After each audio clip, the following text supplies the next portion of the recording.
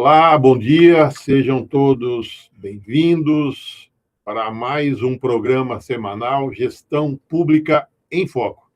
Eu sou Antônio Moreno, diretor da GEPAM, e hoje nós vamos conversar sobre o tema Gestão Orçamentária Financeira da Saúde, regras, limites e controle. Uma pergunta: se a saúde pública é um direito de todos e dever do Estado, por que a conta do SUS quase nunca fecha no orçamento dos municípios? Vamos conversar sobre isso.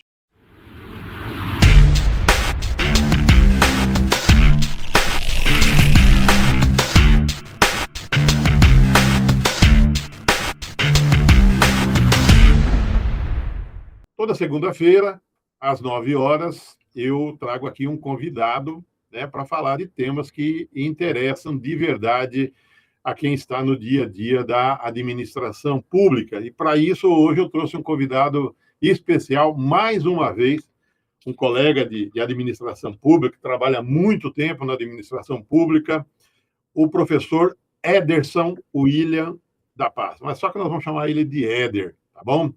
Éder, bom dia, sejam bem-vindos. Bem-vindo.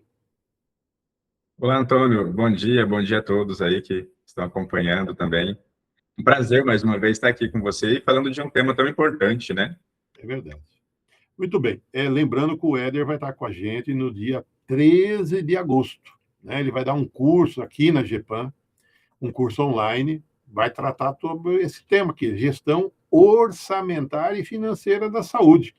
Né, as regras, limites, controle. Então, todo o pessoal da área, os gestores da saúde, os profissionais da área de finanças públicas, de contabilidade, né, controle interno, seria muito interessante que esses profissionais, então, participassem desse curso. Tá? Eu queria fazer, antes de começar, fazer a apresentação do professor Éder. Ele é contador, né, é assessor, consultor público, professor palestrante, é especialista em finanças e gestão pública, também é especialista na área de controladoria, tem muita experiência em contabilidade pública, orçamento público, execução orçamentária, elaboração de PPA, LDO, LUA, né? E o preenchimento de CIOPS, CICONF, né? Matriz de saldo contábeis e etc. E ele trabalha na administração pública há muitos anos, tá certo? Então, hoje é uma alegria aqui receber o professor Éder para mais uma prosa, tá bom? Éder, vamos começar. Eu queria trazer um assunto aqui que é uma preocupação assim, constante, vamos chamar de malabarismo do SUS, né? Como que a gente financia a saúde do município sem estourar os limites da lei de responsabilidade fiscal? Nós sabemos que a Constituição ela estabelece lá que o município tem que gastar, no mínimo, 15% da receita de impostos, né, com a educação. Na verdade, os municípios hoje gastam entre 25% a 35% ou até mais, dependendo do município. Então, aí vem uma pergunta, Éder, com a tua experiência, como que o gestor da saúde ele vai equilibrar essa pressão diária por mais serviços, né, sem comprometer os limites de gasto com o pessoal ou as metas fiscais da Lei de Responsabilidade Fiscal? Como que ele lida com isso daí, Éder? Ok, Antônio, vamos lá então, né? Como você relatou, nós temos hoje essa aplicação mínima de 15% de algumas receitas próprias, que a gente fala ali, aplicação de recurso próprio na saúde. E temos outras fontes de financiamento também, Estado, União, eles acabam fazendo também o aporte financeiro, né, e a ajuda para os municípios. O que eu percebo na grande maioria, e eu acho que aí está o X da questão, é o planejamento desde o início. O gestor ele tem que estar envolvido dentro da elaboração do planejamento dele. O planejamento, vamos imaginar, de 4 anos, lá o PPA, mas também o planejamento anual do que ele vai fazer, das ações, das prioridades, das metas que ele precisa atingir. Obviamente que, ainda mais na saúde, todo serviço que a gente inclui, dificilmente a gente retira, Então, o principal, né, vamos dizer assim, hoje, a nossa responsabilidade no município é com a atenção básica, ou agora chamada atenção primária. Mas alguns municípios também precisam inserir ali dentro do seu contexto a atenção especializada. Uma vez inserida, não vou mais tirar, eu vou ter que manter aquilo. E como que eu faço essa conta fechar? O que eu vejo na maioria dos municípios que eu tenho acompanhado é gestão financeira e orçamentária. Eu deixo de utilizar recursos de outras esferas por medo, por insegurança, por não saber como utilizar aquele recurso e sobrecarrego o meu recurso próprio. É por isso que a gente tem esses percentuais aí de 25%, 30% de aplicação de recurso próprio. Em alguns casos, não posso dizer que todos, mas em alguns casos, quando você vai olhar a parte financeira dos recursos vinculados, tem recursos sobrando na conta e eu estou comprometendo a maior parte do meu recurso próprio. Usando fonte 1, né, e deixando de usar fonte de transferência de Estado, da União, ou as emendas, né, também, né? As próprias emendas, muitas vezes, isso. Verdade. Outra coisa, viu, Éder, que eu vejo, assim, que você trabalha em prefeitura ainda, né, e eu tenho 54 anos de área pública, comecei com 10 anos de idade na prefeitura, e então, 25 trabalhando em prefeitura e o restante como consultoria, a gente vê que você percebe isso também, a gente não faz ações integradas, né, as secretarias trabalharem juntos, né.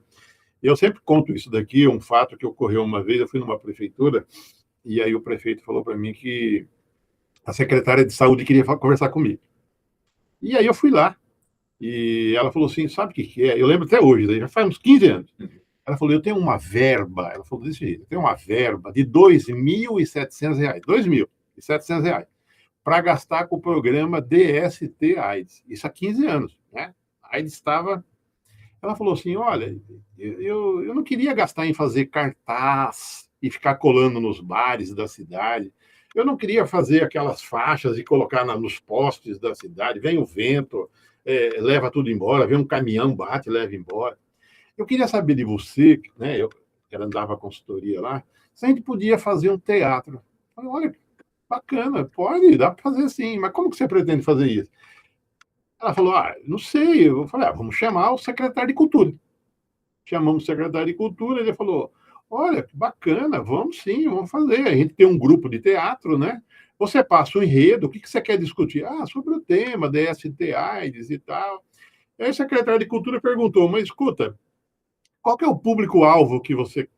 eu queria atingir a moçada de 14, 15, 16 anos, né? Bom, então, o ideal era trabalhar com os alunos das escolas, né? Vamos lá, chama o secretário de Educação. O secretário de Educação veio e falou, olha, isso está na nossa proposta de ensino. Perfeito, vamos fazer. Tá bom, mas qual escola nós vamos fazer? Aí a secretária de Educação teve a ideia e falou assim, olha, em vez de vocês... Então, vocês vão trabalhar com um grupo de jovens? Nós vamos fazer o teatro com os jovens, com os alunos de uma escola. Aí a secretária falou, mas por que não fazer em cada uma das escolas? Bom, resumindo, eles fizeram, então, discutindo esse tema com o público-alvo, né, os meninos, as meninas que estavam entrando na idade sexualmente ativa, aí, 14, e fizeram teatro, e todo ano eles começaram a discutir esses temas, um tema discutindo segurança, discutindo emprego, discutindo, né, violência, discutindo agora, mais recente, inteligência artificial. Já faz 15 anos que eles estão fazendo isso e não gastaram os R$ 2.700. Entendeu? Então, quer dizer, coisas que a gente pode fazer na saúde, né? O dia que vai ter uma campanha de vacinação, como que a Secretaria de Educação pode atuar junto, né? A Secretaria de Esporte, a Secretaria de Assistência, ou se a Secretaria de Esporte vai fazer um campeonato lá, escuta, vamos vacinar, né? Vamos visitar as pessoas, vai ter um evento, né? Então, sabe? E aí a gente fica, às vezes, eu fico vendo, assim, a Secretaria de Saúde fica também naquela situação passiva, né, Éder? Não atingimos a meta vacinal. Pô, mas você foi no ponto de ônibus, né? Você visitou as empresas, né? Você foi na porta do supermercado, você foi na rodoviária, você começou a visitar as famílias a partir das 19 horas até as 21 horas para vacinar. Não, vem até o posto de saúde para vacinar, né? Então, e aí você não atinge a tua meta, e depois você não recebe dinheiro, e assim por diante, né? Mas então, estou dizendo para a gente trabalhar com ações compartilhadas, né? Não ficar cada secretaria achando que, não, eu vou gastar o meu orçamento e eu não quero saber de ninguém trabalhando junto, né? Ô, Éder, eu queria falar com você um outro assunto, agora sobre o novo piso da atenção primária, né? Aquela portaria 3.493, né? O Ministério da Saúde ele reformulou o cofinanciamento, né, da atenção primária. Eu queria saber de você aí quais são os impactos práticos desse novo modelo de repasse para as equipes de saúde da família, como que os municípios, então, eles devem se organizar, né, organizar o seu planejamento orçamentário para não perder recursos federais. Como essa nova regra aí, o que você aconselha? Ok, Antônio, vamos lá. Só para finalizar, né, como você estava falando, acho que isso é importante, essa integração. De fato, ainda hoje não existe, tem essa barreira, tem essa dificuldade, né? Mas é importante, sim. Com relação ao novo modelo de cofinanciamento, vamos falar assim, ele veio, na prática, o que mudou? Né? O que a gente precisa entender? Ele substituiu o antigo modelo. Qual que era o modelo utilizado anteriormente? Era o Previne Brasil. Então, ele tinha meta, tinha alguns indicadores diferentes dentro do Previne Brasil. E aí, mudou a lógica de repasse, mas não a forma de aplicação. Então, só por isso que fala, né? Novo cofinanciamento. Ele garantiu maior previsibilidade do recurso, o município conseguia vincular parte da verba que ele está recebendo ao desempenho da equipe. Então, isso que mudou também. Antigamente, os repasses de saúde eles eram feitos per capita, pelo número de habitantes. Com essas mudanças, hoje, o desempenho da saúde é importante, o cadastro real dos pacientes dentro do território é importante, e é isso que vai trazer o recurso, né, para dentro do município. A efetividade do gasto, né? Melhorar a vida do cidadão, cumprir as metas e tudo mais, né? Isso é verdade, né, Éder? Isso está acontecendo na educação, né? Na educação, não tem a ver com o assunto agora, mas como tem secretários de finanças nos ouvindo aqui, né? A distribuição depois do IBS ou do ICMS, né? Ele vai ter lá também a melhoria dos indicadores da educação, a melhoria dos indicadores na área do meio ambiente, né? E a saúde, ela não tem essa participação no ICMS, mas vai depender do seu desempenho, né? Quanto mais melhorar o seu desempenho, melhora o teu repasse, né? O que você recebe de recurso, né? Isso mesmo, né? Então, tudo isso as ações que a secretaria faz influenciam, né? E aí, o que mudou também com relação a isso foi a mudança estrutural. Hoje, ele opera, né, esse novo modelo de cofinanciamento, ele opera através de 6 componentes principais.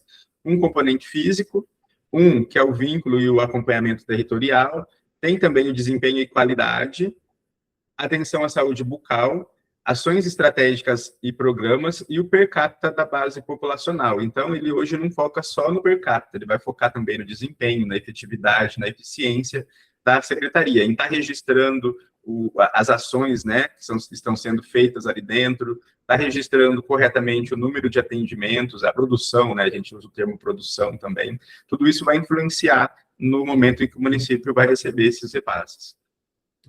E essa saúde bucal aí é interessante, né? Quer dizer, você tem, assim, não é você retirar dente, né? É prevenir a retirada do dente também, né? Tem tudo isso. Teve uma portaria o ano passado, eu acho que falava bastante sobre saúde bucal. Não sei se você tem algum comentário a fazer sobre essa parte bucal ou não há necessidade de comentar agora.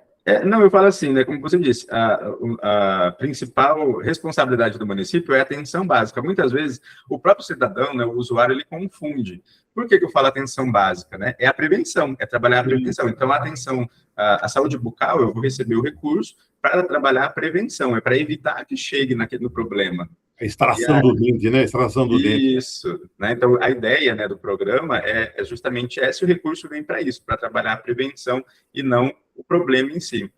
Escovar os dentes, saber tudo certinho. Professor, eu queria falar um pouquinho sobre esse labirinto desses blocos que você comentou, né, de financiamento, fundo a fundo, mas eu queria falar um pouquinho sobre é assim, ó, a gente sabe que os recursos federais e também os estaduais, eles chegam na prefeitura carimbados, né?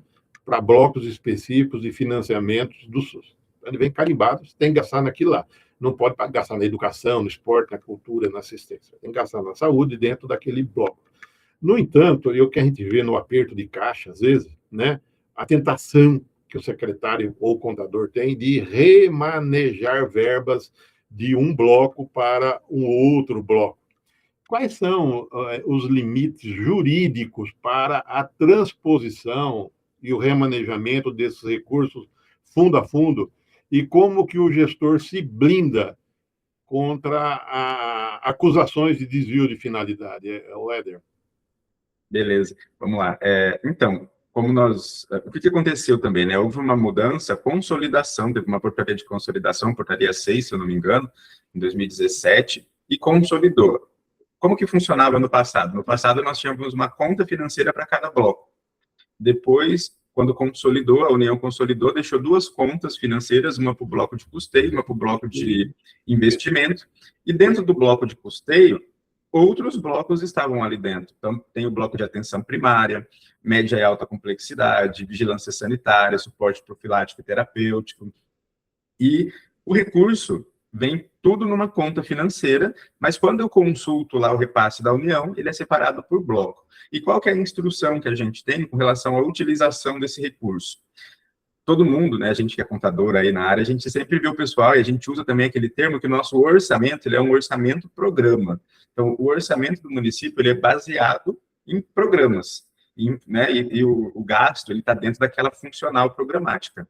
A saúde, ela utiliza essa funcional ou esse programa para repassar e pede que o recurso seja também utilizado dentro daquele programa. Então, eu consigo verificar em qual programa que o recurso está sendo repassado e em qual programa eu tenho que aplicar.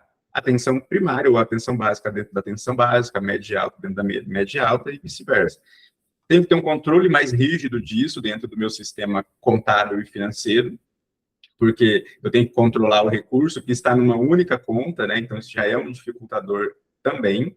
E existe, muitas vezes, a possibilidade. No ano em curso, eu não oriento a fazer transposição ou remanejamento. Então, chegou o recurso da saúde bucal, tem que gastar ele na saúde bucal. Chegou da atenção primária, na atenção primária. O que a União fez nos últimos 2 anos, se eu não me engano?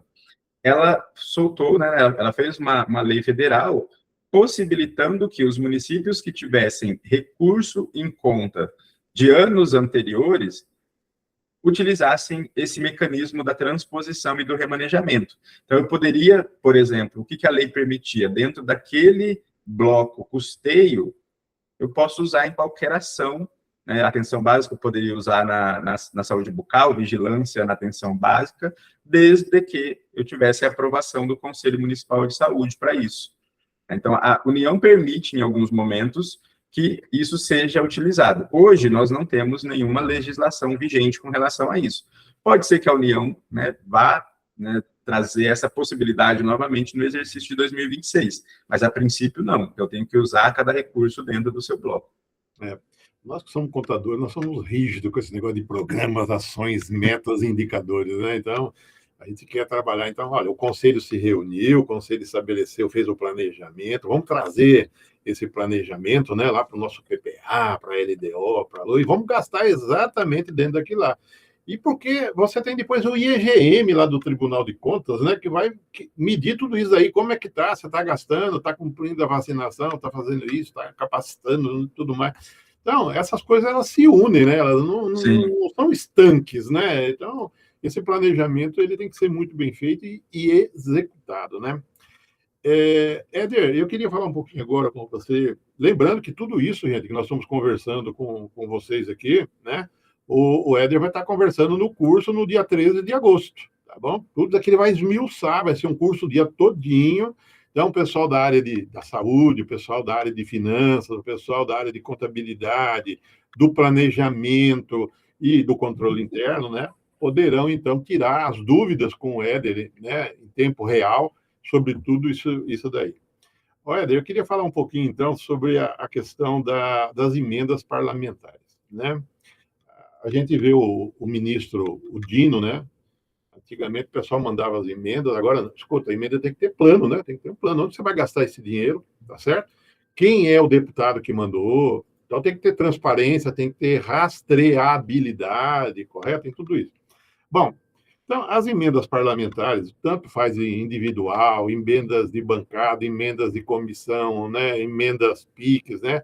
Ela acaba injetando milhões de reais, né, na saúde municipal, né, das prefeituras, todos os anos. Só que mais costumam vir com destinações muito assim, específicas, ou às vezes sem previsão de custeio para o futuro, né? Então, às vezes, a pessoa faz lá uma emenda, consegue uma emenda para uma construção de uma unidade básica de saúde. Mas aí a pessoa não pensa, fala, tudo bem, eu tenho dinheiro para construir, né? E para manter isso depois, né, nos próximos anos.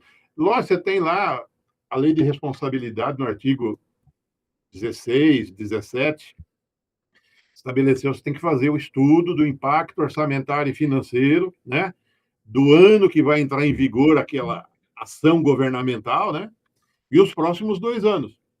O artigo 17 fala as despesas de caráter continuado, né, os médicos, enfermeiros, né, água, luz, telefone. Escuta, eu vou ter condições de colocar, depois de manter em funcionamento essa unidade básica de saúde, né? Então, essas coisas têm que ser muito bem pensadas, né? Para você não simplesmente pensar só em construir o prédio, correto? E depois você não conseguir manter depois. Então, a importância, né? E você falou isso no começo, né? A importância do planejamento, né? Eu acho que isso daí é fundamental. Escuta, primeiro é ver se realmente a gente precisa de um novo prédio.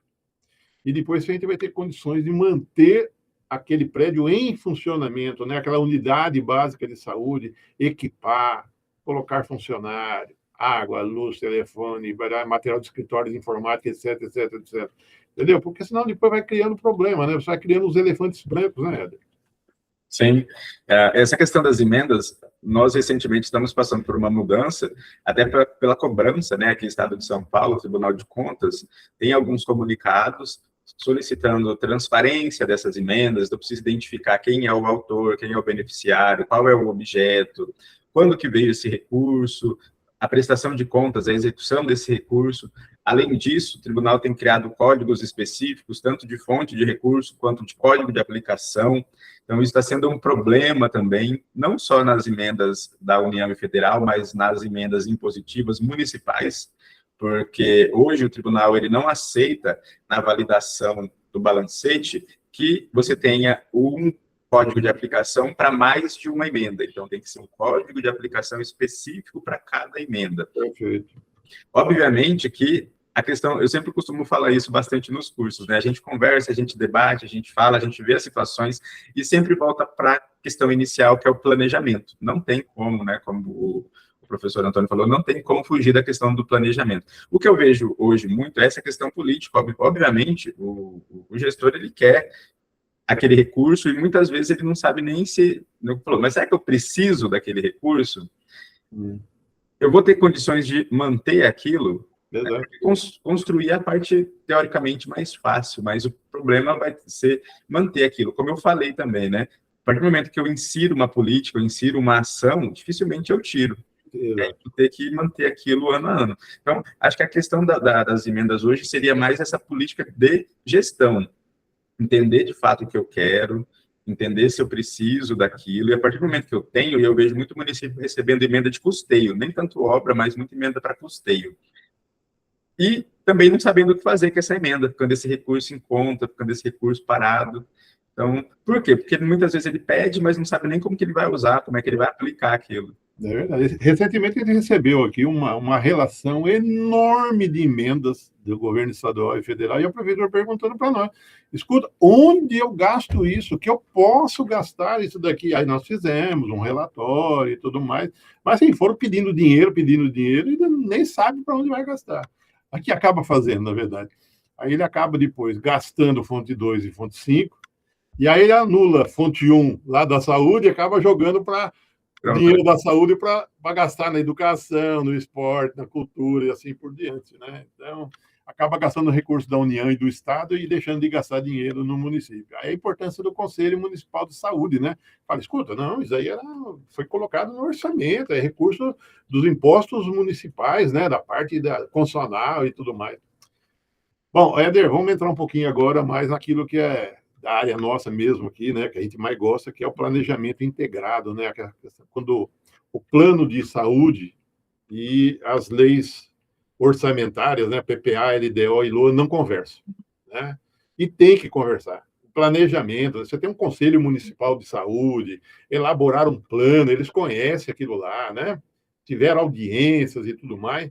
E aí você tem aqui a parte orçamentária, que é o PPA, a LDO e a LOA orçamentária, né? Muitas vezes a gente vê que o Plano Municipal de Saúde ele é elaborado lá pelo conselho, né, ou pela equipe técnica da saúde, né, de forma isolada, enquanto que a Secretaria de Finanças fica aqui com essa parte da elaboração dessas 3 peças de planejamento, plano plurianual, lei de diretriz orçamentária e lei orçamentária, lá no outro prédio. Então, a saúde funciona aqui, a Secretaria de Finanças ou de Planejamento funciona num outro prédio. Como que a gente unifica esses instrumentos de planejamento para que as metas físicas da saúde tenham real cobertura orçamentária e financeira, né? E também evitando que o plano de saúde não vire apenas uma peça de ficção. Como que a gente integra essas equipes aí para trabalhar, né, conjuntamente? Vamos lá. Eu acho que nosso desafio maior é mudar a cultura. Já criou-se, né, como nós até já citamos aqui nessa conversa também, a cultura de que é cada um por si e Deus por todos, né? Então, eu sou secretário de saúde, eu vou fazer o meu plano municipal de saúde e acabou o meu trabalho. Muito pelo contrário, acho que começou o seu trabalho É ali. cumprir tabela, né? Cumprir tabela. Fiz o plano, né? Fiz o plano municipal de saúde. O plano municipal de saúde, ele tem que estar integrado com o PPA. PPA que depois vai gerar a LDO e a LOA. Inclusive, é um dos questionamentos que o Tribunal de Contas faz no IEGM. Quais instrumentos de planejamento de outros órgãos foram utilizados dentro do PPA? E a maioria das vezes a gente percebe que não tem essa utilização. Eu fiz um planejamento saúde, mas o meu PPA, como foram órgãos distintos que fizeram, meu saúde fez um, finanças ou planejamento fez outro, e são 2 peças que não se conversam, não tem interligação. Eu sempre costumo falar que o gestor é quem define o planejamento. Eu não sei o que o gestor pretende, quais ações e quais as metas que ele quer alcançar. Então, ele vai fazer o planejamento de gestão. A contabilidade e finanças entra com o recurso para realizar tudo aquilo que eu planejei e alcançar aquelas metas que eu planejei no meu planejamento de gestão. Quanto que eu vou precisar e vou ter de dotação orçamentária e se eu vou ter financeiro para isso? Mas tem que ser peças integradas. Desde que eu comecei a trabalhar na gestão, na parte mais de gestão do que como técnico, contábil, vamos dizer assim, a minha preocupação, e eu sempre busquei conscientizar o gestor que na elaboração de PPA, LDO, LOA, as peças de planejamento, o gestor precisa participar, ele precisa entender, ele precisa contribuir. Então, o que eu previ no meu plano municipal de saúde tem que obrigatoriamente estar dentro do meu PPA. São as mesmas metas, são os mesmos indicadores, não pode ter, né, divergência de informação de um plano e o outro plano. Só vai mudar a estrutura do documento, mas as informações teriam que ser as mesmas. Sim. E aí também entra o papel do controle interno, né, de fazer essa checagem, né, e apontar essas inconsistências até para poder melhorar no ano seguinte, né? Gente, os planos é uma consequência. Vocês sentarem, elaborar um planejamento. Aquele planejamento da saúde tem que vir para o planejamento plurianual, que Sim. tem que depois vir para as diretrizes orçamentárias e depois dar valor para aquelas ações, né? E fazer todas as classificações funcionais e econômicas da despesa, de acordo com a portaria 163 e assim portaria 42, né? Até para a gente poder prestar conta e a gente formar uma contabilidade nacional, né? Como que nós, Brasil, estamos gastando dinheiro público na saúde, né? Professor, eu queria agora dar tudo isso, lembrando que o Éder vai falar tudo isso daqui, né, no curso lá no dia 13 de agosto, tá bom? Eu queria falar um pouquinho agora sobre a questão do controle social e a prestação de contas, né? O Conselho Municipal de Saúde é parceiro ou ele é um fiscalizador? Então, eu queria aprofundar um pouco mais essa questão. Lá na saúde, o pessoal monta lá o relatório quadrimestral, né, e o relatório anual de gestão, o RAG, né? E eles são instrumentos fundamentais de transparência e também de controle social. Como que o gestor de saúde deve conduzir, então, a relação com o Conselho Municipal de Saúde para que as audiências públicas e também as prestações de contas, né, feitas às vezes na Câmara Municipal, elas sejam, na verdade, momento de construções de solução, né? E não um tribunal político de desgaste para a administração, né? Então, quando a gente vai discutir, né, a prefeitura vai lá, o gestor de saúde prestar conta para o conselho, né, prestar conta para a Câmara, para a comissão lá de saúde da Câmara, né? Que isso daí seja um momento de construção de soluções. Então, isso que eu queria conversar um pouquinho com você, como que você vê isso daí, essa questão de o controle social e a prestação de contas. O Conselho Municipal de Saúde, ele é parceiro ou é fiscalizador? Eu vejo ele das duas formas, né? O conselho, ele tem a parte parceria e ele tem a parte fiscalização. Primeiro, porque nós estamos incluindo dentro da administração pública e dentro da gestão pública das políticas de saúde a participação popular. Porque o conselho, né, a gente vai ver depois lá na estrutura, ele tem uma estrutura que eu preciso de alguns membros e cada membro representa um segmento da sociedade. Então, ele é uma mistura ali, né, tanto de pessoas que são atendidas, de profissionais, de representantes do executivo. Então, ele é parceiro em que momento? Ele vai... Eu estou na ponta, eu estou recebendo muitas vezes o atendimento, eu consigo trazer contribuição para o conselho do que precisa no momento de elaborar uma nova lei orçamentária ou de um PPA, quais são as dificuldades ou as políticas que precisam ser implementadas. E aí eu sou parceiro da gestão, acompanho, levo ali os problemas e junto também possíveis soluções. E, por outro lado, o fiscalizador, porque eu aprovo a prestação de contas, eu aprovo o relatório quadrimestral lá detalhado, eu aprovo o RAG, que é a prestação de contas da saúde, eu tenho que fiscalizar se está aplicando dentro dos blocos corretamente, se não está tendo desvio de finalidade, como nós falamos, estou tirando o recurso da saúde, jogando para outras secretarias, então eu trabalho um pouquinho das duas formas, eu conselho. E, obviamente, que essa relação ela tem que ser construída, uma relação de confiança e de parceria.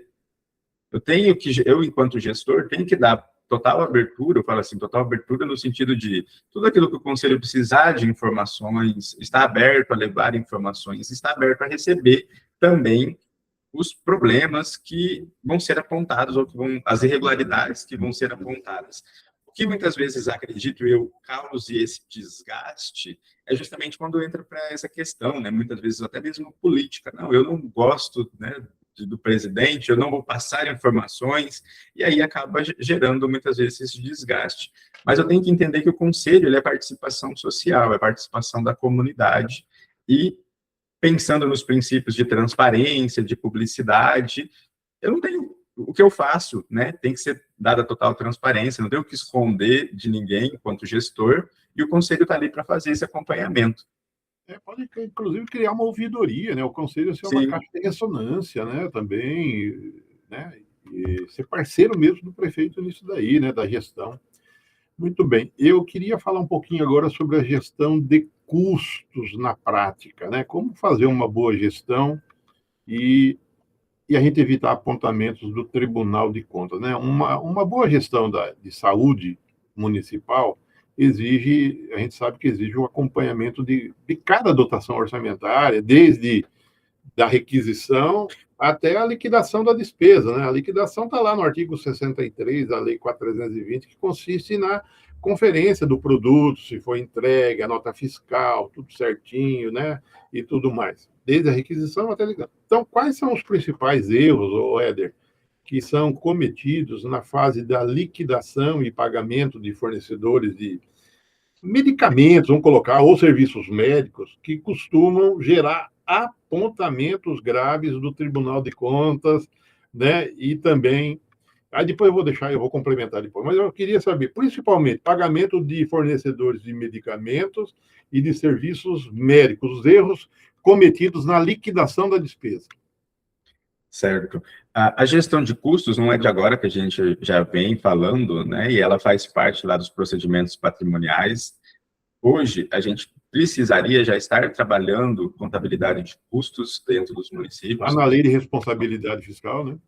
Na lei, na NDO tem artigos, né, também relacionados à questão do custo. Por quê? Ele é importante no momento que eu vou traçar o meu planejamento. Eu costumo sempre também falar isso. Como que eu vou planejar se eu não sei o quanto que eu gasto? Como que eu vou elaborar um orçamento sem saber o quanto que eu gasto, como que eu gasto e por que eu gasto? Então, hoje o tribunal está chegando muitas vezes para o gestor e pergunta, no caso da saúde, né? Vamos imaginar, quanto custa a sua ESF X? Qual é o custo dela? Quanto custa o funcionário que está alocado naquela ESF? O gestor não sabe, ele olha assim assustado. Ué, mas eu teria que saber disso? Teria. É uma informação importante para a tomada de decisão, para levantamentos.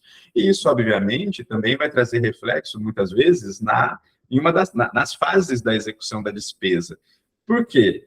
Né, como eu não tenho esse controle, não tenho o centro de custos muito bem estruturados, fica difícil também fazer esse acompanhamento na hora do empenho, da liquidação e do pagamento.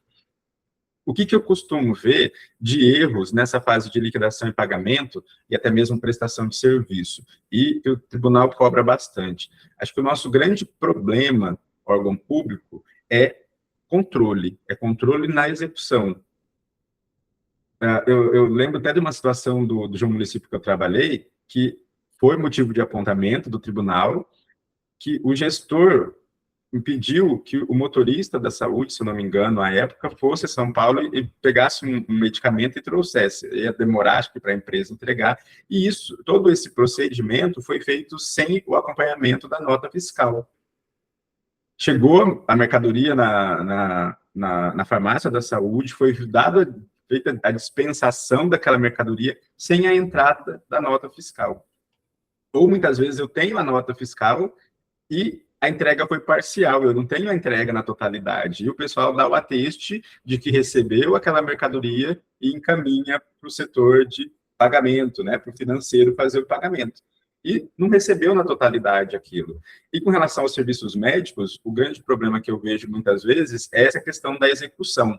Execução em que sentido? Né, de controle ali da execução. Eu contratei com o médico 1000 consultas, e está lá dizendo que aconteceu essas 1000 consultas. De fato, aconteceu? Como que eu comprovo isso? Como que eu apresento para o tribunal que, de fato, naquele dia ele esteve lá, naquele horário, e eu estou fazendo o pagamento daquilo? Muitas vezes a gente percebe municípios que fazem contratações, né, de serviços médicos através de consórcio. Sim. E aí eu preciso ter um controle maior ainda. Porque o que o tribunal pega e a gente percebe muitas vezes? É pagamento de consulta que o médico nem lá foi. Plantões não realizados, às vezes, né? Isso. Então, esses são os maiores problemas que a gente percebe, né, no dia a dia. Eu vejo também, sabe o quê? Agora teve uma fiscalização ordenada do Tribunal de Contas na área de farmácias, né? E aí encontraram muitos medicamentos vencidos, porque compraram a mais do que precisava. E aí, medicamento vencido, vai ter que jogar fora, já deveria ter incinerado, tá certo? Mas porque comprou errado, porque não olhou o histórico de compras, né? E outra, precisava comprar tudo aquilo, por que não fazer uma ata de registro de preço e ir pedindo a medida da necessidade, correto? Na área de prestação de serviço, às vezes você contrata serviços de laboratório, né? Será que não é melhor do que você ter um laboratório? Aí entra a contabilidade de custo, né? Para que eu montar um laboratório, eu contrato um serviço de laboratório. Para que eu vou ter que ter, por exemplo, um fisioterapeuta contratado aqui, ou eu contrato uma sessão de fisioterapia, né? Mesma coisa nutricionista, mesma coisa psicólogo, mesma coisa. Não, isso é contabilidade de custo, coisa que qualquer empresa, né, iniciativa privada faria. Agora, como é dinheiro público, parece que o dinheiro é de ninguém, né? Mas, na verdade, o dinheiro é de todos. Então, nós temos que tomar muito cuidado com isso daí. Então, tem que ter um acompanhamento rigoroso dessas despesas. Éder, nós estamos chegando ao final, cara. Tá? E eu queria deixar aqui, então, para suas despedidas, né? e dizer que o Éder ele vai estar com a gente no dia 13 de agosto, né, uma quinta-feira, um curso online, onde ele vai estar falando sobre essa questão toda da gestão orçamentária e financeira, desde regras, limites, controles e tudo mais. A inscrição é pelo site da GEPAN. Quem se inscrever tem 20 dias. Ele, caso venha a perder né, uma parte do curso e tudo mais, ou não puder no dia, tem 20 dias para assistir esse curso, tá? Éder, fica aí aberto aí para as suas considerações finais. Ok, obrigado, Antônio.